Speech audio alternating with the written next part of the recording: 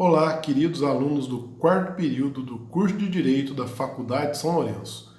Neste pequeno vídeo lição, farei uma pequena explanação a respeito das obrigações alternativas e de uma variante de uma classificação doutrinária das obrigações alternativas, que é a classificação como obrigações facultativas.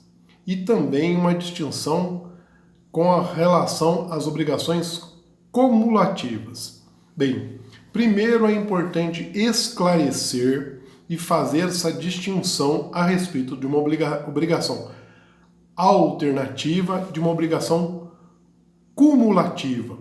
Como obrigação alternativa, temos então aquela relação obrigacional entre o credor e o devedor. Ficou estabelecido que haveria uma forma de adimplir a obrigação que coubesse pelo menos duas opções.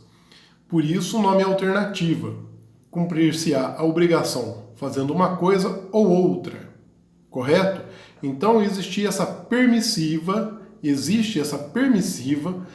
de que a obrigação seja cumprida de uma forma ou de outra. Portanto, então, falamos em obrigação alternativa, na qual existe a satisfação da obrigação, sendo da forma A ou da forma B, por assim dizer. Bem, quando falamos então de obrigação cumulativa, falamos que existem obrigações que devem ser cumpridas diante de uma obrigação maior. Portanto, a obrigação cumulativa é um somatório de obrigações as quais todas devem ser cumpridas. Neste sentido, então, conseguimos fazer a diferenciação entre a obrigação alternativa, aquela em que a obrigação pode ser satisfeita de uma forma e de outra, e da obrigação cumulativa, na qual uma obrigação deve ser cumprida conjuntamente com a outra para que o negócio jurídico seja realizado da forma plena. Bem, feitas essas duas considerações, partimos então para aquilo que podemos chamar das obrigações facultativas. Bem, a obrigação facultativa, doutrinariamente, é classificada como uma obrigação sui generis das obrigações alternativas. Então, a obrigação facultativa é aquela que tendo por objeto uma só prestação, né, e que, se ela não for cumprida, existe uma forma de substituí-la.